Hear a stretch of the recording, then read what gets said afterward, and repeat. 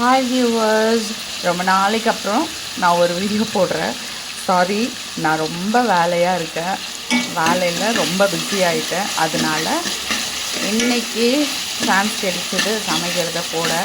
So இன்றைக்கி நான் கொள்ளு கொழும்பு பண்ணிகிட்ருக்கேன்.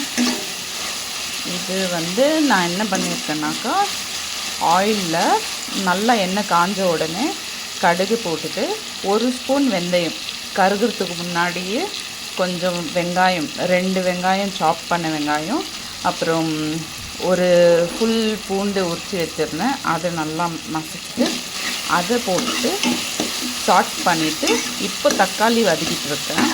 இங்கே பாருங்கள், இப்போ கத்திரிக்காய் போடுறதா இருந்தால் கத்திரிக்காய் நம்ம கட் பண்ணி வச்சுருக்க கத்திரிக்காவை ஆட் பண்ணிக்கலாம் கொஞ்சம் நேரம் சேர்த்து. அப்புறம் தக்காளி நல்லா வேகட்டும், அதுக்கப்புறம் நான் கத்திரிக்காய் ஆட் பண்ணிக்கலாம். ஒரு சைட் பாருங்கள், நைட்டே நான் கொள்ளு ஊற வச்சு இப்போது வேக வச்சுட்டேன். 8 விசில் வந்தாச்சு. இப்போ நான் ஓப்பன் பண்ணுறேன், பார்க்கலாம் எப்படி இருக்குங்க. என்னமோ கொதிக்குது, நல்லா வெந்திருக்கு.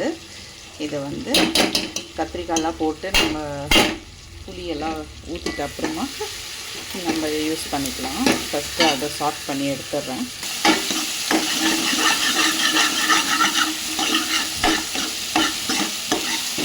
கொள்ளு கொழும்பு அப்படின்னும் போது நிறைய பேர் கொள்ளு சாப்பிட மாட்டாங்க. சுண்டெல்லாம் வேணாலும் சாப்பிடுவாங்க, குழம்பு வச்சு சாப்பிட்றாங்களா தெரியாது. நாங்கள் கர்நாடகான்றதுனால இங்கே எல்லாமே சாப்பிடுவோம். ஸோ எனக்கு தெரியல மற்ற இடத்துல சாப்பிட்றாங்களா இல்லையான்னு. நிறைய பேர் இல்லைன்னு தான் சொல்கிறாங்க. பார்க்கலாம். இது நல்லா வெந்துடுச்சு. இப்போ நான் கத்திரிக்காய் போட்டுறேன்.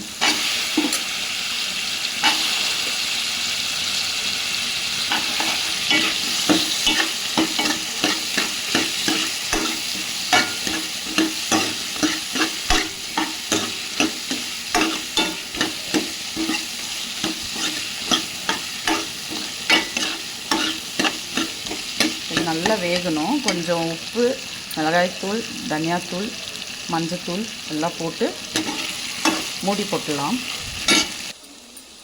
எல்லாம் போட்டாச்சு.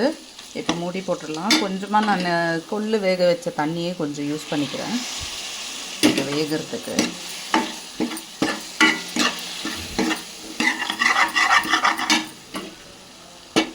இல்லைன்னா அடி பிடிச்சிடும். அதான்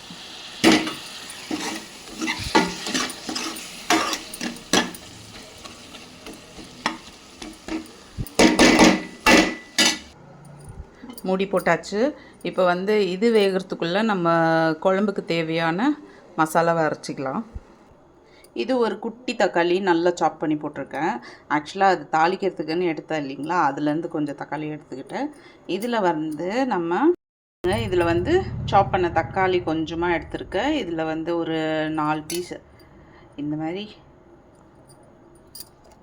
பீஸ் பண்ணிட்டேன். தேங்காய் கொஞ்சமாக யூஸ் பண்ணிக்கலாம். இந்த தேங்காயோட 1 ஸ்பூன் சீரகம், 1 ஸ்பூன் மஞ்சள் என்ற மிளகு போட்டுக்கலாம். பாருங்கள், இவ்வளோ பெப்பர் போட்டால் போதும். பிளாக் பெப்பர், 1 ஸ்பூன் சீரகம், 2 காஞ்ச மிளகாய்.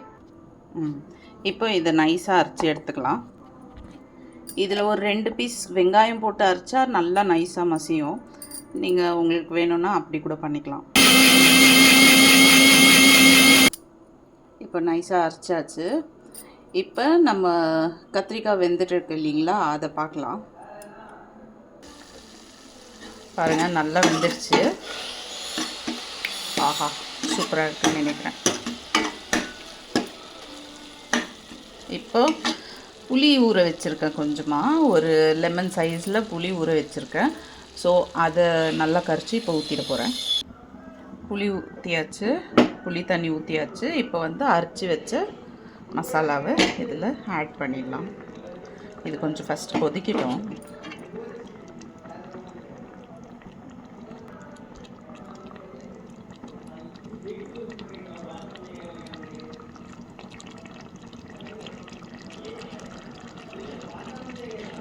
நல்லா இப்போ எண்ணெய்லாம் பிரிஞ்சு வருது பாருங்கள் சைடில்.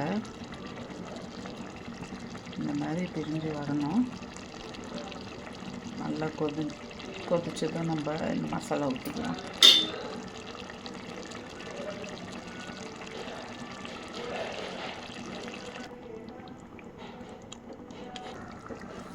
இது 5 to 10 மினிட்ஸ் கொதிக்கிட்டோம். கொதிச்ச அப்புறமா நம்ம கொள்ளு வேக வச்சு வச்சுருக்கேன் இல்லையா குக்கரில், அதை எடுத்து இதில் கலந்துடலாம். தண்ணியோடு கலக்கணும்.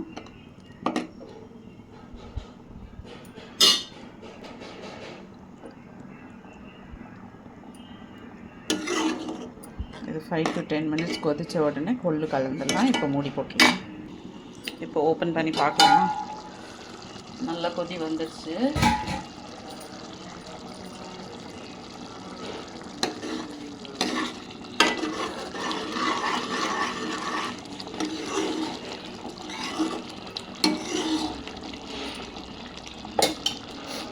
இப்போ கொள்ளோட தண்ணி ரெண்டும் சேர்த்து கலந்துடலாம்.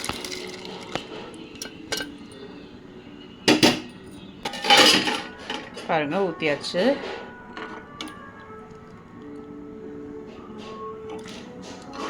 நல்லா கொதிக்கிட்டோம். உங்களுக்கு தேவையான அளவுக்கு எவ்வளோ வேணுமோ அவ்வளோ திக்னஸில் கொதிக்க வச்சுக்கோங்க.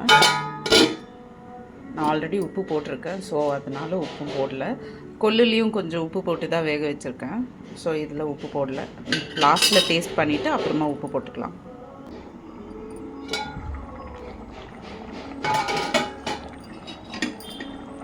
கொள்ளு குழம்பு ரெடி.